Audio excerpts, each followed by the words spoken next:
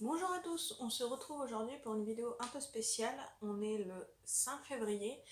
J'ai accouché depuis 15 jours et donc je voulais revenir sur justement mon accouchement qui s'est pas passé du tout comme je l'avais prévu. Donc c'est pour ça que je voulais faire une vidéo. Donc on remonte au 19 janvier où j'avais ma sage-femme à domicile qui venait parce que en fait quelques jours avant j'avais eu une hausse de tension où un soir je voyais comme des petites pastilles un peu. Vous savez, quand. Je sais pas si vous l'avez fait quand vous étiez gamin, mais quand on se frottait les yeux, bah, on se frotte toujours les yeux, ça fait un peu brouillé. Un peu comme Canal Plus quand c'était brouillé. Et ben là, ça me faisait ça, mais par pastille. Donc, quelques jours après, un ou deux jours après, j'avais rendez-vous avec ma gynéco pour le tout dernier rendez-vous, le 10 janvier. Et donc quand je lui en ai parlé, elle pensait que c'était justement soit une baisse de tension, soit une hausse de tension. Donc elle m'a demandé d'avoir une sage-femme qui vienne à domicile deux fois dans la semaine, jusqu'à l'accouchement. Donc je ne pouvais pas prendre ma sage-femme qui m'avait fait mes préparations à l'accouchement, étant donné que j'habite à 30-35 km de Reims. Donc ça lui faisait trop loin pour venir deux fois dans la semaine. Donc j'en ai appelé une qui travaille à 6 km de la maison. Et à part qu'à chaque fois qu'elle me prenait attention, alors je sais pas si c'est elle ou pas, parce que moi je sais à la gynéco, à chaque fois j'avais 10, 11 de tension.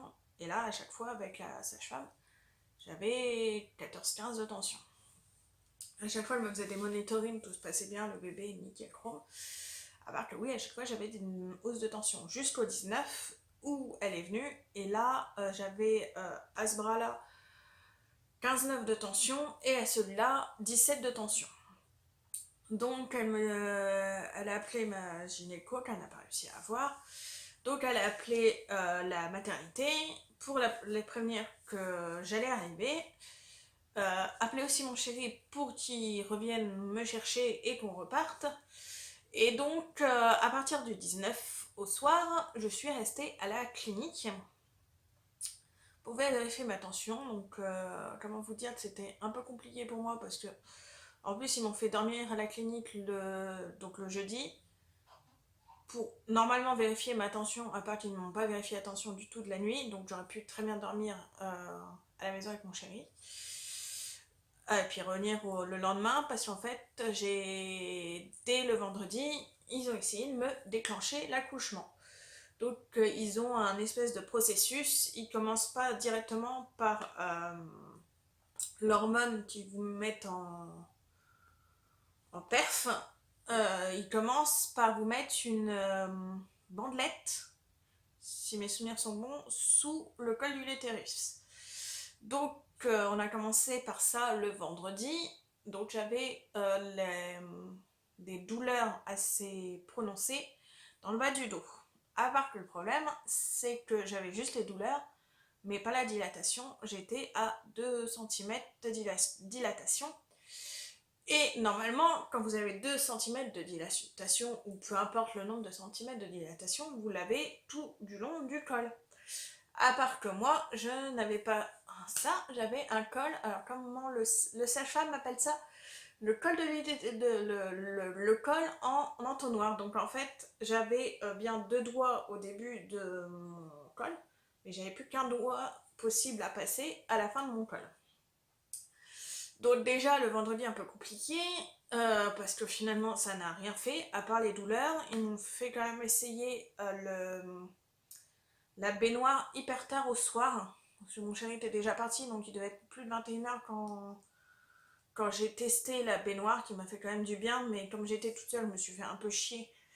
Donc je suis pas restée si longtemps de ça. Le lendemain, vu que la bandelette était tombée juste après le bain, ils m'ont testé autre chose. Au lieu de la bandelette, c'est un gel qu'ils vous mettent dans le vagin, dans le col. Je sais pas trop exactement jusqu'où ils vont avec le gel. Et là, pareil, j'avais encore plus que la veille, j'avais vraiment des grosses douleurs dans le bas du dos, jusqu'à en pleurer. À part que, pareil, le sage-femme me disait que j'avais 2 doigts de dilatation. Alors comment vous dire que 2 jours d'affilée où vous souffrez, pas le martyr, bon, vous souffrez, j'ai souffert quand même, et qu'on vous dit pendant 2 jours que vous êtes à 2 doigts, à la fin je lui ai quand même dit que j'allais lui faire bouffer ses doigts. À tel point que lui pensait vraiment que j'étais doudou, il me l'a dit le lendemain. C'est là, nous sommes le samedi pour le gel pour déclencher. Pareil, j'ai pris un bain quand même, alors que normalement on n'y a pas le droit avec le gel parce que le gel se barre dans le bain. Mais pour me soulager, parce que là j'en pouvais plus. Avec tout ça, on faisait quand même des monitorings régulièrement. Le samedi soir, pareil, je souffrais vraiment le martyr. Et au départ, ils voulaient quand même me remettre du gel. Et là, j'en pouvais plus. Vraiment, au niveau fatigue, je n'en pouvais plus. Donc, la sage-femme que j'avais, qui était au soir, de toute façon, elle l'a vu que psychologiquement, je n'en pouvais plus. Donc, on a décidé toutes les deux de me laisser me reposer. Bah, je pense que c'était...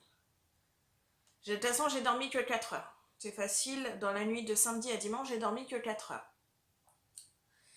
Et donc, le lendemain, il fallait que je revienne à la salle d'accouchement à 6 heures du matin. Donc, en plus, je n'ai pas mangé du tout du dimanche. Et j'avais mangé que le samedi au soir. Et donc, le dimanche, je crois qu'on est arrivé à la salle, il était 7 heures, il me semble, avec mon chéri.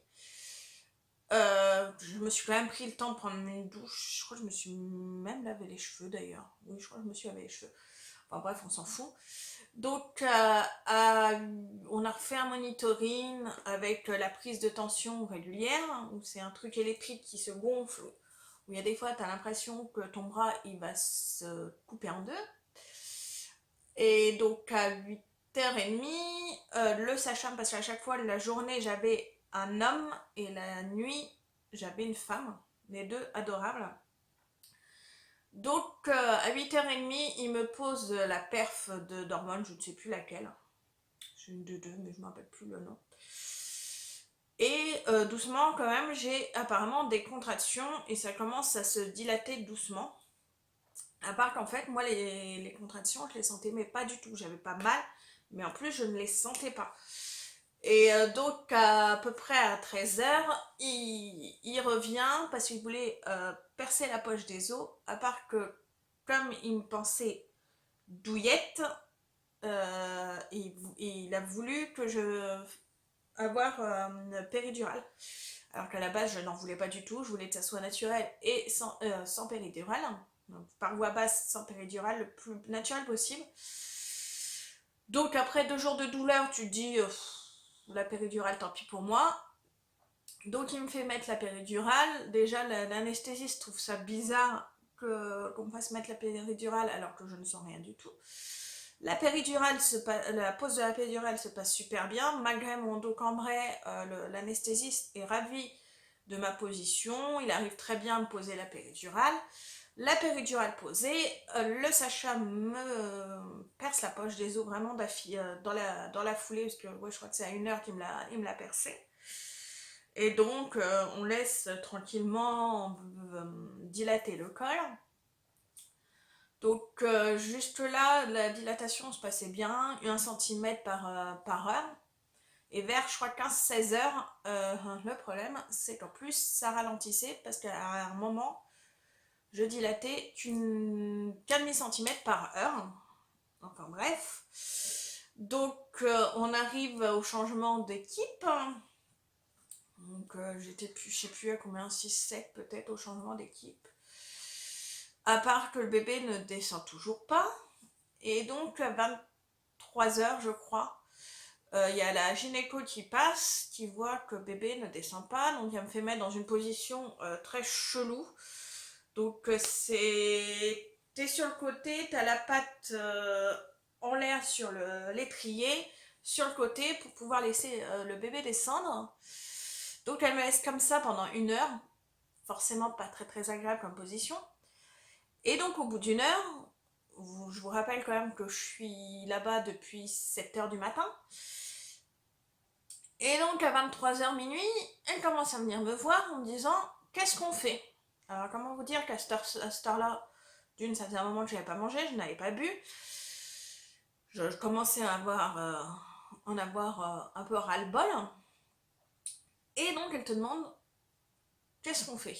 Et là, tu fais non mais moi à cette heure-ci, c'est plus à moi de décider quoi, c'est à vous de décider ce qu'il faut faire. Et donc finalement, ils ont décidé, parce que ça faisait quand même un moment que la poche des os avait été rompue, elle a été rompue à 13 heures. Donc là, le bébé, lui par contre, nickel, il n'y a jamais eu de soucis, il n'y a jamais eu de ralentissement. Lui, pour lui, il était mais vraiment à la cool. Limite, on l'aurait laissé dans le ventre, ça lui aurait bien convenu parce que ma date du terme était le 26. Donc, on était toujours dans la nuit du 20 au 21. Sachant que ma belle-mère est née le 21 et au départ, elle ne voulait pas que le bébé naisse le jour de son anniversaire. Donc, quand on nous a dit ça à 20...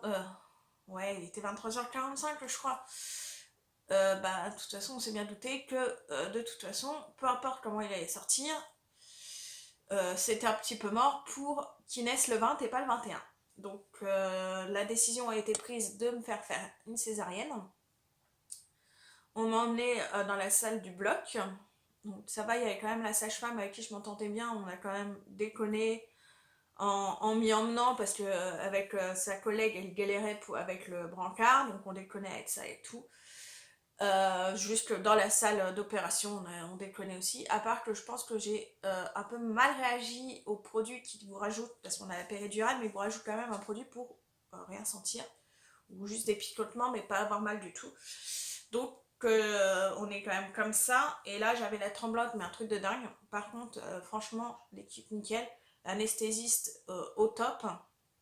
C'était un homme qui me paraissait au départ super froid, mais franchement, qui a été vraiment très présent pour moi, très à l'écoute, parce qu'il voyait bien que je mourais de froid en fait. Et donc à me papouiller les cheveux pour essayer de me calmer, à me parler et tout. Super bien. Il m'a présenté, c'est lui qui m'a présenté le bébé, où il a voulu que je parle, à part que je pense qu'avec toute la journée, tout ce que j'ai réussi à faire, c'est pleurer. Donc c'est tout. Déjà lui par contre, ce qui l'a embêté, c'est qu'on n'ait pas demandé à mon chéri de m'accompagner dans la salle.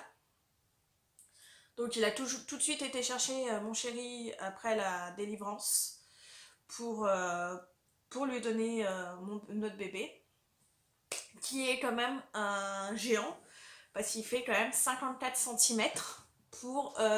il faisait 3,890 kg. Donc voilà, j'ai eu... Donc comme je vous disais, j'ai assez mal réagi au produit parce que j'ai été jusqu'à vomir après à la fin de la césarienne. Elle venait de me recoudre et je pense que aussi, comme ça faisait presque 24 heures que j'avais pas bu, j'ai commencé à tousser, mais je galérais à tousser en fait. Et donc c'est parti en vomissement. Ils m'ont mis après dans la salle de réveil où ils ont eu beaucoup de mal à me réchauffer et le produit a eu beaucoup de mal à se finir. Donc c'est mon chéri qui me l'a raconté parce que moi je me rappelle pas du tout. Parce que je galérais beaucoup à me réveiller. Où je somnolais énormément. Vous savez, quand on est vraiment fatigué, on a les yeux qui se serrent même tellement on est fatigué. J'en étais là, j'avais super froid, ils m'ont mis une couverture réchauffante. Ils m'ont ramené mon chéri et le bébé, qui m'ont mis quand même en peau à peau. J'ai pas pu tellement profiter, comme je vous disais, comme j'ai eu beaucoup de mal à me réveiller correctement. Et donc, comme c'était une césarienne, je suis restée en plus 5 jours, 6 même, Il est né le lundi à 1h52 du matin. La première journée, il ne la compte pas, alors j'ai pas trop compris pourquoi. Et donc, on nous a fait sortir. Je pouvais sortir soit le vendredi soir, soit le samedi matin. Et comme j'avais pas la montée de lait qui s'était encore complètement faite, j'ai préféré sortir le samedi. Euh, la montée de lait, ça a été un peu compliqué parce qu'en fait, comme c'est un gros bébé, je pense qu'il surveille beaucoup plus les gros bébés. Donc il faut qu'ils perdent 10% de leur poids de naissance et qu'ils reprennent après. Et on a eu je crois que c'est une puéricultrice qui s'occupe de ça, qui pèse le bébé et qui nous a fait un peu flipper parce que pour elle, il a perdu beaucoup, il a perdu assez vite. Et donc elle avait peur qu'il perde encore après le jour d'après, donc elle nous a fait elle lui a fait prendre des compléments. Donc c'est vraiment les petits biberons comme on donne aux mères qui veulent pas donner le sein. Donc on y a eu droit 3 fois. En plus, il fallait faire des pesées tétées. Donc en fait, il fallait peser le bébé avant et après la tétée. Où justement, cette puéricultrice-là nous a pris un peu pour des cons. Parce que elle nous prenait pour des cons en nous disant qu'il ne fallait pas changer le bébé pendant la tétée. Ce qui paraît assez logique en soi, étant donné que faut forcément qu'il y ait le même poids le même rapport bébé tout du long. Sinon ça sert à rien. Si on change un des facteurs du bébé, forcément le résultat ne sera pas juste. Donc enfin bref, il a vraiment très bien repris parce qu'on a une superbe courbe. Donc le samedi, c'est le jour de sortie qui était finalement mon jour de terme à la base. Et donc à 9h30, que tout était quasiment prêt pour qu'on puisse sortir, à part qu'on a eu un pédiatre qui, je pense, a décidé d'emmerder les 3 sortantes, hein, parce qu'on était 3 chambres à partir le samedi matin. Et on est 3 chambres à avoir attendu super longtemps, parce que alors je sais pas pour les autres, mais je pense que ça a été le même problème pour tout le monde. Ils pensaient que, pour mon cas, le bébé avait la jaunisse. Donc en fait, j'ai un bébé qui est sorti bronzé. C'est la première fois que je vois ça, mais mon bébé avait la peau bronzée quand quand il est né.